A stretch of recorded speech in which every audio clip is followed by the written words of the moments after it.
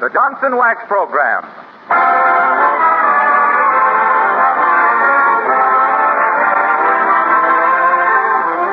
The makers of Johnson's Wax and Johnson's Self-Polishing Glow Coat present Fibber McGee and Company, with Jim Jordan as Fibber, Donald Novis, the Four Notes, Billy Mills Orchestra, and one of our favorite guests, Zazu Pitts. The show opens with It's All Yours.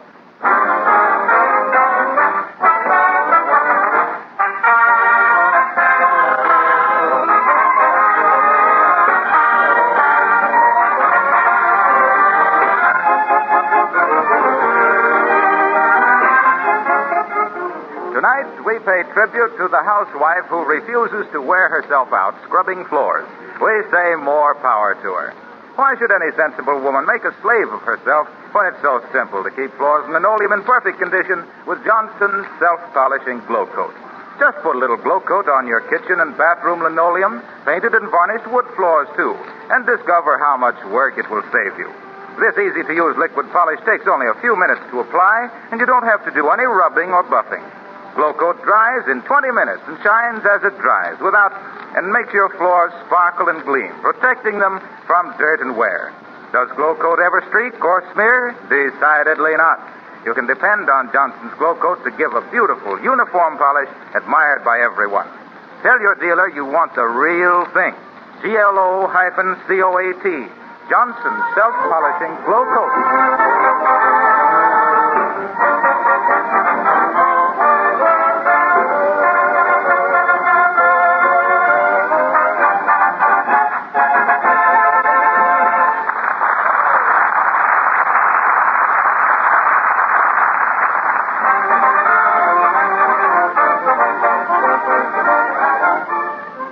This is the night of the annual state dinner for members of the Wistful Vista Rotowannis Club and their wives at the Ritzmore Hotel. Everybody who is anybody will be there. That is, with a few exceptions. And here, sitting all alone in the hotel lobby, trying not to look too unhappy, we find one of the exceptions. Fibber, oh, who cares, McGee.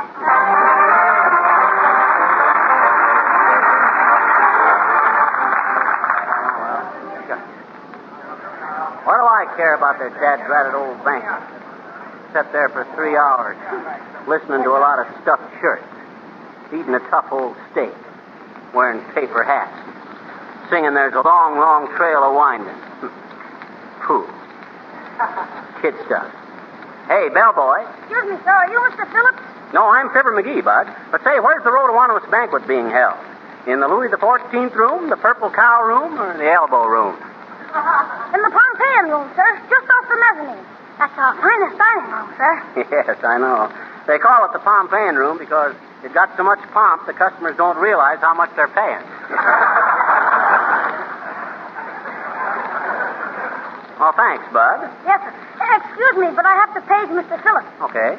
Call for Maurice Phillips!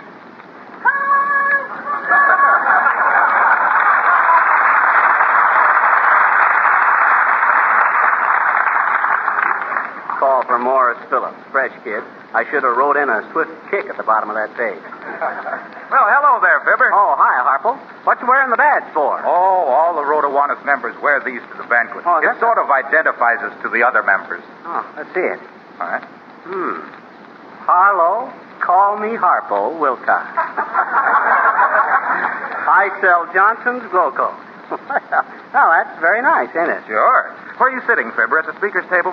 Who, me? Well, no, I don't think I'll go, Harpo. Them things kind of bore me. However, I might drop in for a minute as your guest. Oh, I'm sorry. No guests. Huh? No, just members and their wives. Oh. Sorry you can't come. You're sure missing a swell feed, boy. See you later, Fibber. Swell feed my eye. Trying to make me jealous. Oh, well, what do I care? What's a dad-ratted old banquet to me? Ishkabibble. That's what I always says, ishkabibble.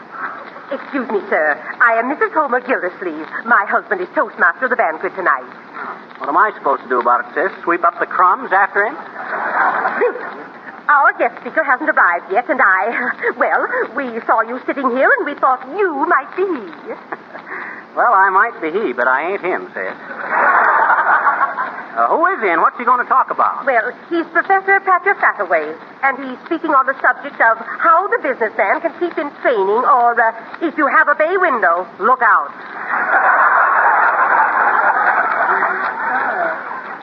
Patrick Hathaway, huh? Yeah. I think I know his partner, old Joe Doublechinsky.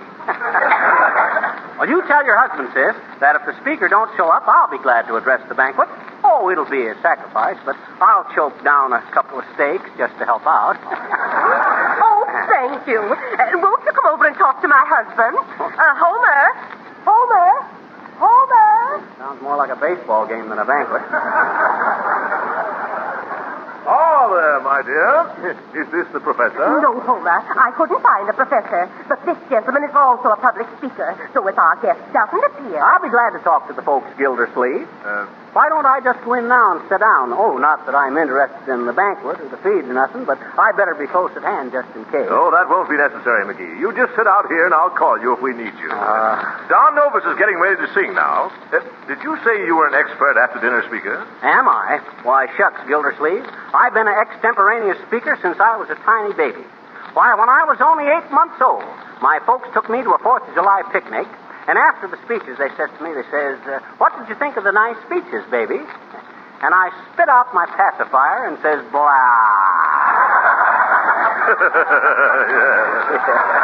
Well, that's very interesting, but So my mother turned to my Uncle Addison and says with excusable pride, my, ain't he glib, Ad?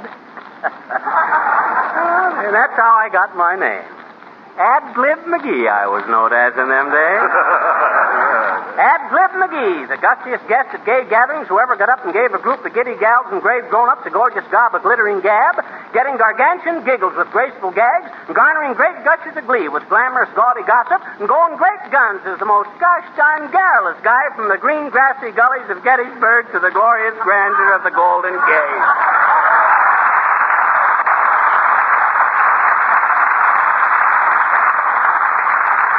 Go ahead, Don.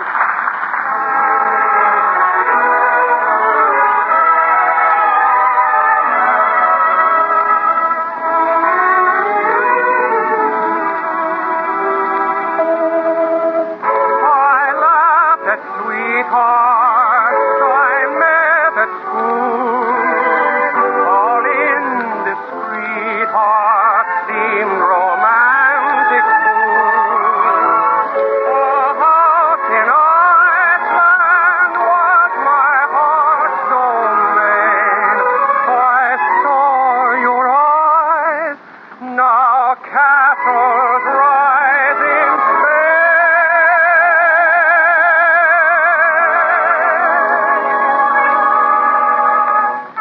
I took one look at you, that's all I meant to do, and then my heart stood still. My feet could step and walk, my lips could move and talk, and yet my heart stood still. Though not a single word was spoken, I could tell you knew that unfelt clasp of hands told me so well you knew. I never lived at all until the thrill of that moment when my heart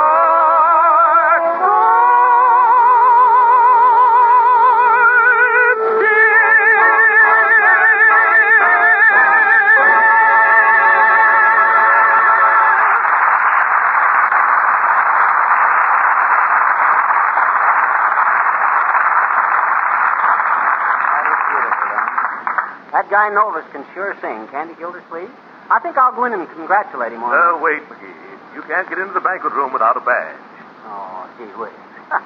I'll bet you think I just want to go in so I can sit down and eat. Oh, no. Well, anyway, how'll I get in to make the speech if the professor don't show up? Oh, that's different. I'll take you in then. Now, you just wait out here, McGee. Okay. I see they're passing out the paper hats, and I don't want to be late. The last time I got a paper jockey cap, and they wouldn't let me eat anything but sea biscuits. Yeah, but listen, Bud, can't I just go in and wait? No, you wait here for me, McGee. Okay. Oh, that's gratitude. Good enough to make a speech for him, but not good enough to eat with him. Oh, well, what do I care? Hello, Fibber. Are you still around? Yeah, I am, Harpo. Why ain't you in there at the banquet? Oh, I had to get away for a while. All that gaiety, laughter, music. I couldn't take it. It got me down. Well, what you mean? Oh, I don't know. I got to thinking of all the housewives who were tired and worn out and discouraged because they didn't know about Johnson's glow coat. Well, when I think of how easy it is to just pour a little glow coat on the floor or linoleum and spread it around with a long-handled applier and then simply wait for it to dry with no rubbing or buffing, well, to be so happy myself when there are actually some women who don't know about glow coat, I don't know. It just doesn't seem quite fair.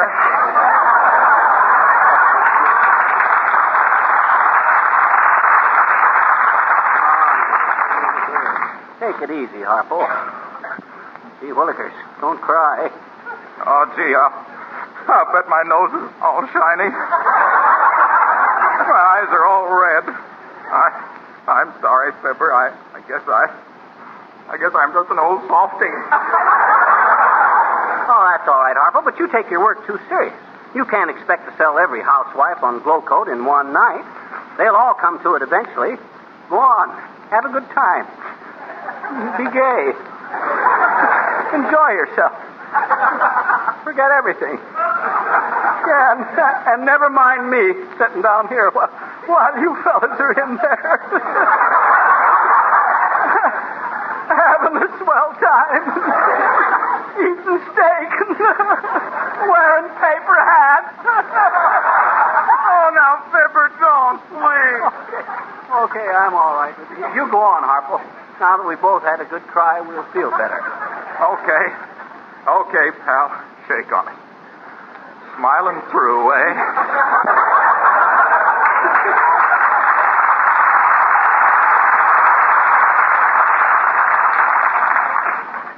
Good old Harpo. It's a good thing this show's only on once a week. He's too emotional. Why, there's Mr. McGee. Mr. McGee. Oh, my, how delightful meeting him here. Ah, yes. Good day to you, creeping cheaper. Oh, hi, Mrs. Uppington. Hi, Boomer. What you two doing here? Oh, Horatio and I just had the most delightful dinner, Miss McGee. That's all. In the Louis XIV room. Oh, it was so cozy. Wasn't it, Horatio? Ah, yes, my love. When they brought the finger bowls, your little hands reminded me of two little doves in a bird bath. Listen, Uppy, when that guy gets spoony, it's time to count the silverware. No, little gutter snipe moonflower. He has a low mind. He verily believes my affection for you is based on unholy desire for personal gain. Perish the thought.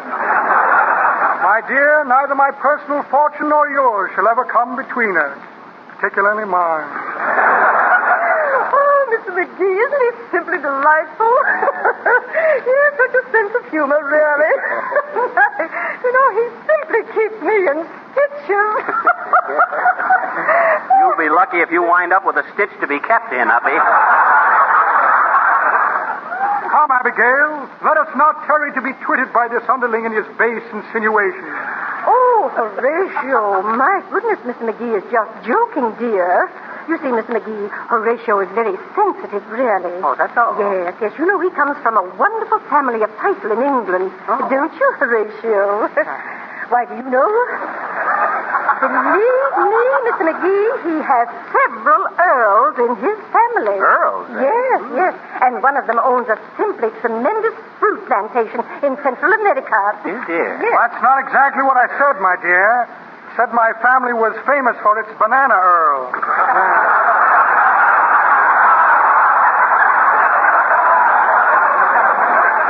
Yes. However, the boomers are very well known in England, certainly are. Pictures of them every place. Hanging in railroad stations, post offices, police stations. Oh, very well known family indeed. Hardly a boomer who hasn't been presented at court in one way or another. But it's getting late, my dear. Come, kitten, we must be off. Yes, kitten. Run along with Tom, or Horatio. Oh, Mr. McGee, it's been so nice seeing you. Oh, I do hope you won't think I'm just a silly girl, Mr. McGee. But isn't it a beautiful day to be glad in? Well, goodbye, Mr. McGee. Come in, Horatio.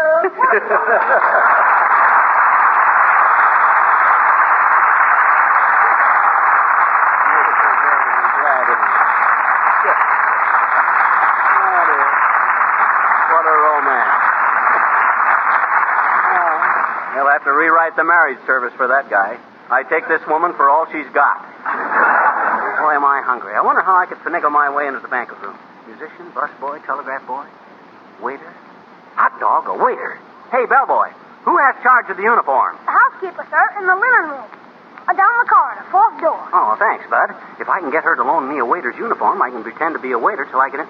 Oh, this must be the linen room. Excuse me, sis. You the housekeeper? Oh, dear. Now what is it?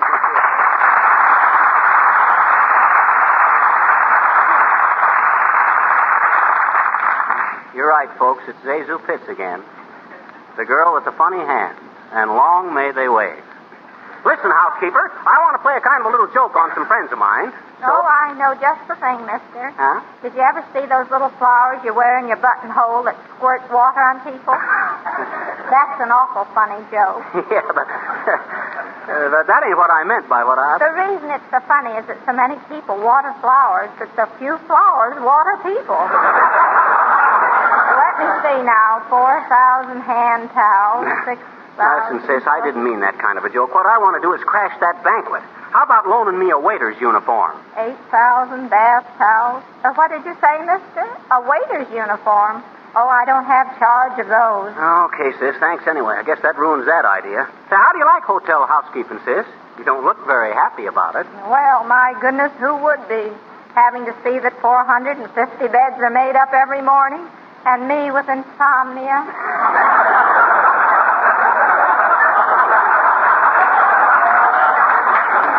Well, that's too bad. How'd you happen to get this job anyway?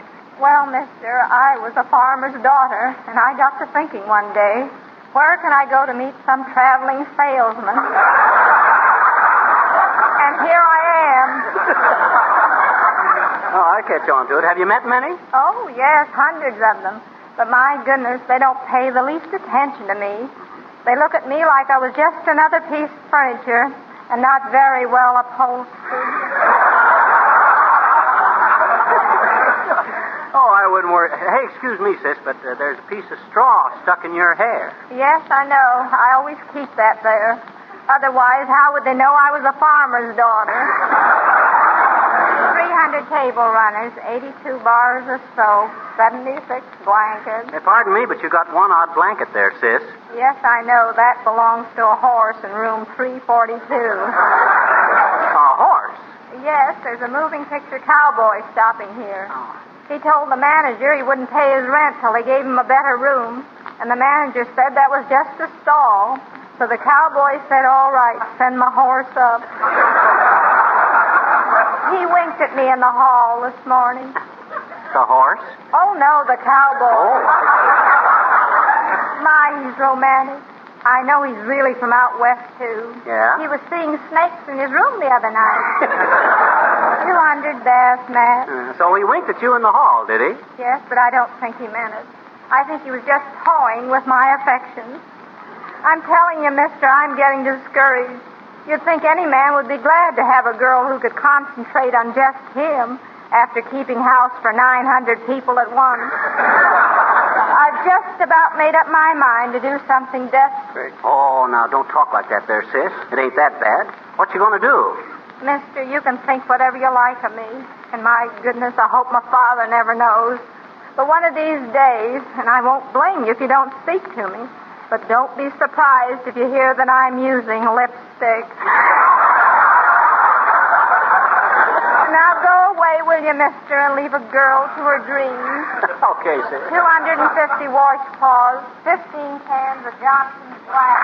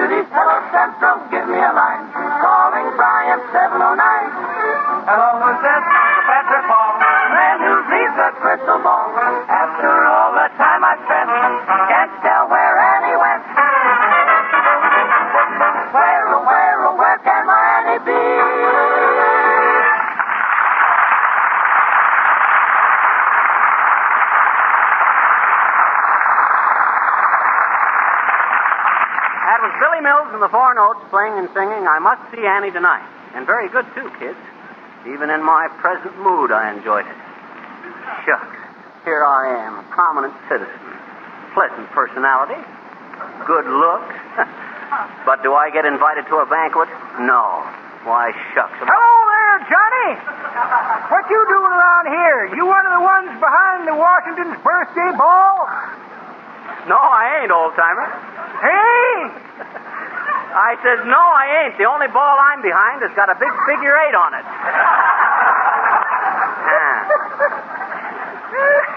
That's pretty good, Johnny. But that ain't the way I heard it.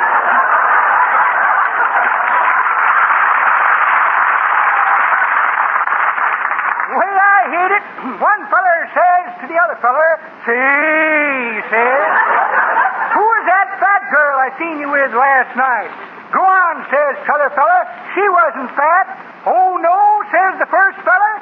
If she had funnels, she'd look like the Queen Mary. Now, bet it takes 7 tugs to get her into her slip.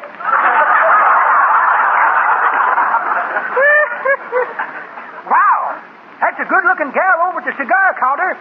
Wonder what she's doing tonight.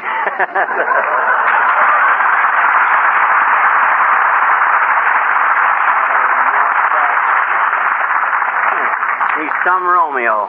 Why, his arteries are so hard, if they wanted to give him a transfusion, they'd have to use a diamond drill. Oh, am I hungry. Well, I guess there's no use hanging around here. Them selfish guys in there wouldn't give me Oh, there, McGee. Just the man I was looking for. Oh, yeah? Well, go butter another slice, Toastmaster. I ain't interested. But, McGee, you said if our speaker didn't show up, you would address the club. Well, he didn't come. Well, what's that got to do? Huh? Oh, okay, Bud. Let's go. Do I get a badge and a paper hat? Well, later, maybe, later. Right now, they're expecting a speech. Here we are, McGee. Oh. It's all right, doorman. This gentleman's with me. Oh, I'm sorry.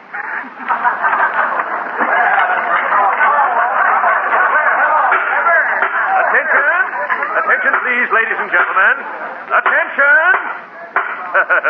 Attention! Members of the Wistful Vista Rhodowanas Club, we regret to announce that our speaker of the evening, Professor Patcher Fataway, has been unavoidably detained. But fortunately, we've obtained the generous services of a public-spirited fellow citizen and an after-dinner speaker of great renown.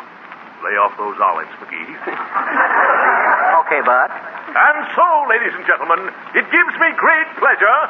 Put down that celery, McGee. It gives me great pleasure to present as our guest speaker this evening, Mr. Fibber McGee, who will speak on the subject, how a businessman can keep fit. Mr. McGee.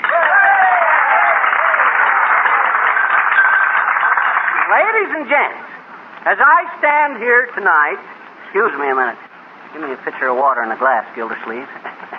And make my steak medium rare. Yes. As I stand here tonight, folks, looking down on all them smiling faces, under them paper hats, and behind them oversized badges,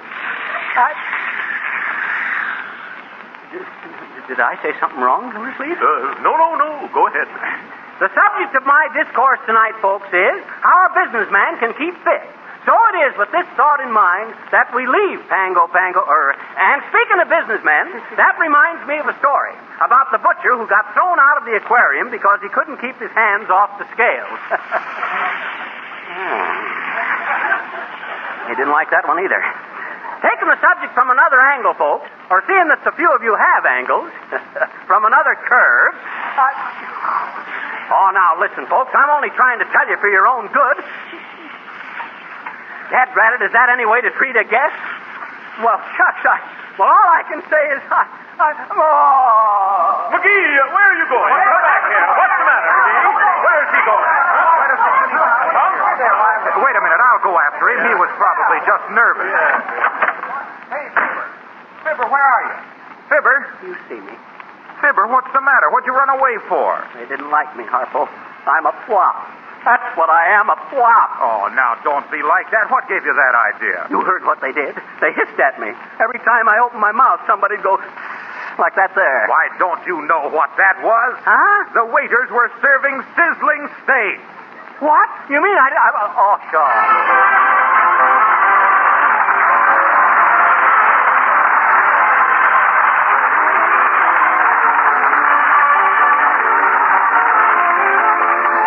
Fibber will be back in just a moment. And now here's a special announcement. For a limited time, your dealer is offering you Johnson's Wax and Johnson's Self-Polishing Glow Coat in giant-size cans. These giant-size cans hold 1/3 more than the regular amount, yet you pay nothing extra for these giant sizes. It's your opportunity to stock up on Johnson's Glow Coat and Johnson's Wax, paste or liquid, and save money. You pay for only 1 pint or 1 pound, and you get 1/3 more without cost.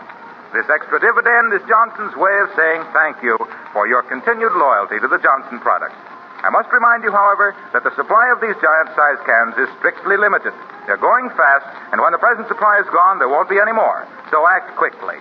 First thing tomorrow, phone your dealer for giant-sized cans of Johnson's Wax and Johnson's Self-Polishing Glow Coat and get 1/3 more for your money.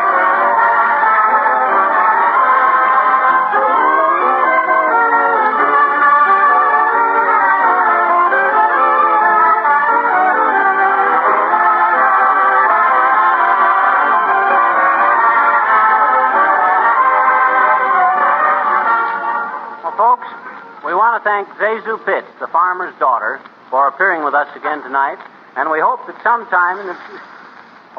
Hey, waiter, put that at my place. Them first 2 steaks I had were kind of tough. Good night, folks.